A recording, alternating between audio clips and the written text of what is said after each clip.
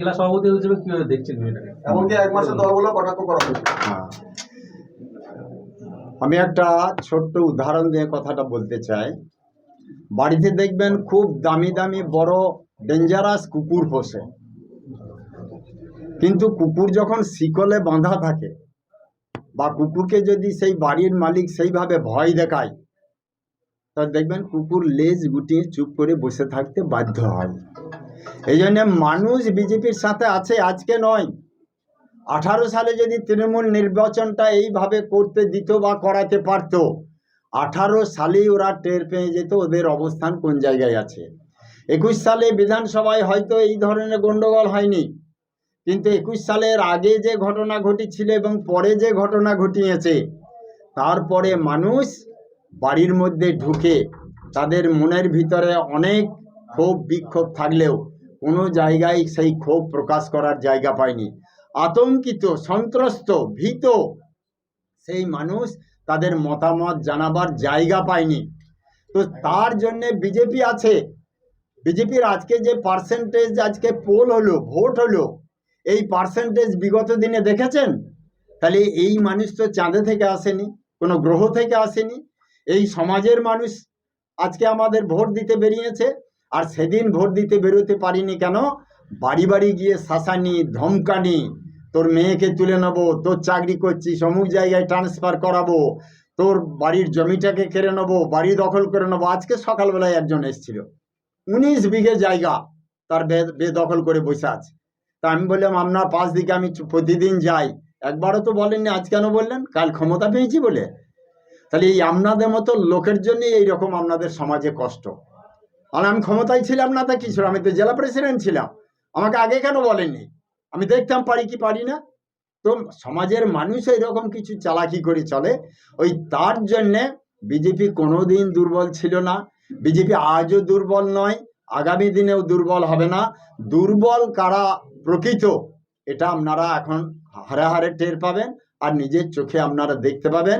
তাই আবার বলছি, বিজেপি 1980 সালে 6 এপ্রিল জন্ম লগ্ন থেকে দুর্বল ছিল না, আজও আমরা দুর্বল নয়, আগামী দিনেও আমরা দুর্বল থাকবো না। নাহলে আমার মতো একটা লোক, সাধারণ পরিবারের আমি ছেলে, কৃষক পরিবারের ছেলে, আমি সারা জেলা দাপিয়ে বেড়ালাম। এই তৃণমূলের সন্ত্রাস, তৃণমূলের অত্যাচার, তৃণমূলের এত ভয়, পুলিশের এত অপব্যবস্থা, তারপরেও আমি কোন জায়গায় যাইনি, কোন জায়গার মানুষকে বের করিনি যেখানে 5-7 বছর ধরে সংগঠনের কাজ ভয়ে মানুষ করতে পারতো না, সেখানে আমি হাজার হাজার লোককে কেবল তাদের মধ্যে আমি একটা বিশ্বাস অর্জন করতে পেরেছিলাম, আস্থা যোগাতে পেরেছিলাম যে আমি আপনাদের পাশে 24 ঘন্টা আছি। তাতে হিন্দু, মুসলমান, বৌদ্ধ, খ্রিস্টান, গরিব, মধ্যবিত্ত, বড়লোক আমি দেখব না। যে মানুষ তৃণমূলের দ্বারা অত্যাচারিত, যে মানুষ তৃণমূলের পুলিশের দ্বারা আক্রান্ত, তার পাশে আমি দাঁড়াবো। তার একটি উৎকৃষ্ট উদাহরণ আপনাদের এখানে বোলপুর হোমে মুসলমান একটি ছোট্ট মেয়েকে যেভাবে অত্যাচার করা হলো, তার ব্যবস্থা আজই পাইনি। আমি দাঁড়াবো বলেছিলাম, আমার জন্য তারা মিছিল করেছিল, কিন্তু তৃণমূলের যেটা স্বভাব সিদ্ধ অভ্যাস আছে যে সেখানটায় হাইজ্যাক করে নিয়ে, ভয় দেখিয়ে তারা থানা নিয়ে চলে গেল, কোনো রকমে একটা মন গড়া কাজ করে সেখান থেকে বেরিয়ে গেল। কিন্তু আমি বলছি, ওই মুসলমান আমার ছোট্ট বোনটির মা বাবা যদি আমার কাছে আবার আসে, তার সঠিক বিচারের ব্যবস্থা আমি করে দেওয়ার প্রচেষ্টা করব। এবং আমি মুসলমান বলে দূরে থাকবো এটা নয়, অনেক মুসলমান আমাদের দলে আছে। এই রেজাল্ট আউট কাল হয়েছে, আমরা রেজাল্ট সিটটা যখন পাবো তখন মুসলমান বুথে দেখবেন কত মুসলমান আমাদেরকে বিজেপিকে ভোট দিয়েছে। যারা জাতীয়তাবাদী মুসলমান, যারা রাষ্ট্রপ্রেমী মুসলমান, তারাই আমাদেরকে ভোট দিচ্ছে। আর যারা পাকিস্তানপন্থী মুসলমান, বাংলাদেশপন্থী মুসলমান, তারা আমাদেরকে ভোট দেবে না। আর বিশেষ করে সিপিএম এবং তৃণমূল বারবার বলে যাদেরকে ভুল বাজিয়েছে, তারা আমাদেরকে ভোট দেয় না। কিন্তু আমি বলবো, আগামীকাল বীরভূমের 3টে সিট আমার জিতলো না, হাসান, নলহাটি এবং মুরারই, আমি কথা দিলাম পরের বার যখন বিধানসভা নির্বাচন হবে ওই 3টা বিধানসভাতে বিজেপি জিতবে, দেখে নেবেন। আমার যেটা দুটো অল্প ভোটের ব্যবধানে আমরা হারলাম, সেটাও জিতবে। কিন্তু আমরা মানুষের সাথে আছি। আমরা ভারতীয় জনতা পার্টি, সেই বিদ্রোহী কবি নজরুল ইসলামের মন্ত্র, একই বৃন্তে দুটি কুসুম, হিন্দু মুসলমান, মুসলিম তার নয়নমণি, হিন্দু তাহার প্রাণ, তেনার সেই মন্ত্রকে বুকে নিয়ে আমরা কাজ করছি। আমরা স্বামী বিবেকানন্দের আদর্শ, বিশ্বকবি রবীন্দ্রনাথের আদর্শ, নেতাজি সুভাষচন্দ্র বসুর আদর্শ, এইগুলোকে নিয়ে আমরা কাজ করছি। অতএব আমরা হিংসা বুঝি না, হিংসা জানি না।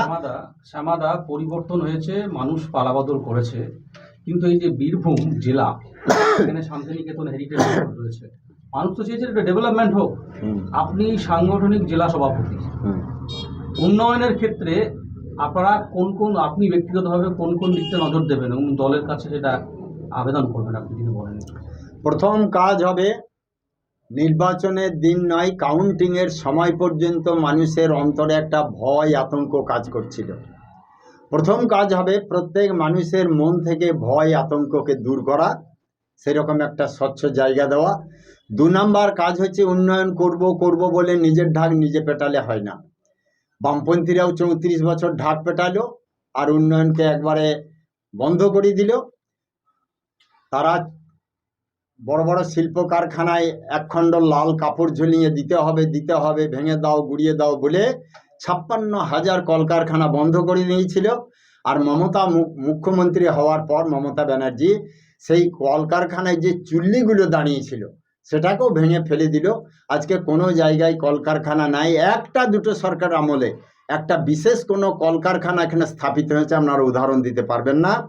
আমরা ভারতীয় জনতা পার্টি যে রাজ্যে ক্ষমতায় আছি সেই রাজ্যগুলোকে আমরা খবর নিয়ে দেখবেন যে শিল্প কিভাবে প্রতিষ্ঠা করতে হয়, শিল্প কারখানা কিভাবে তৈরি করতে হয়, আর সেই শিল্প কারখানার মধ্যে কিভাবে বেকার যুবক ভাই বোনেদের কর্মসংস্থানের ব্যবস্থা করতে হয়, এটা সেই সব রাজ্যগুলো করে দেখিয়েছে।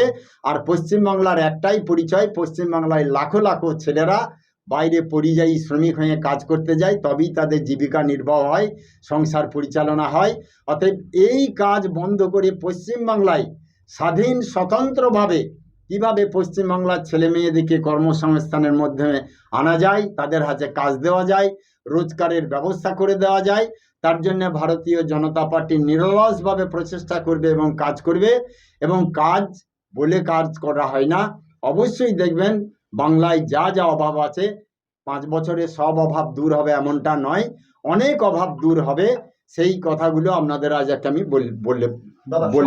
বলছি এই যে একটা দেখা যাচ্ছে যে যারা এখন তৃণমূল ছেড়ে বা অন্যান্য দল ছেড়ে যারা বিজেপিতে এখন জয়েন করার যে প্রবণতা, যেটা হয় জামা পাল্টানো, রং পাল্টানো, তাতে আপনার দলের কর্মীরা অনেকেই কেউ দেখুন, আপনারা নিশ্চয়ই লক্ষ্য রেখেছেন নির্বাচনের আগে এইরকম ঢল আমাদের কাছে এসছে যে আমরা জয়েন করতে চাই।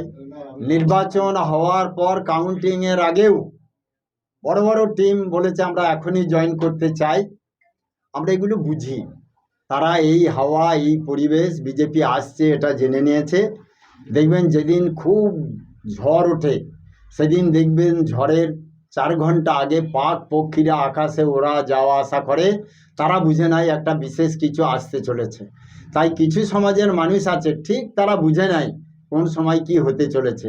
এই সব সুবিধাবাদী লোকগুলো যারা কংগ্রেসের পিরিয়ডে কংগ্রেস, যেই সিপিএম এলো আবার সিপিএম, আবার যখন তৃণমূল এলো আবার তৃণমূল, এইসব লোক থাকতে আমরা অতি সাবধান থাকব। আর যদি বা কেউ কোনোভাবে আসে, ধরে নেবেন না যে তারাই এসে দলের নেতৃত্ব দেবে, তারাই এসে দলের মাথায় চড়বে, এটা নয়।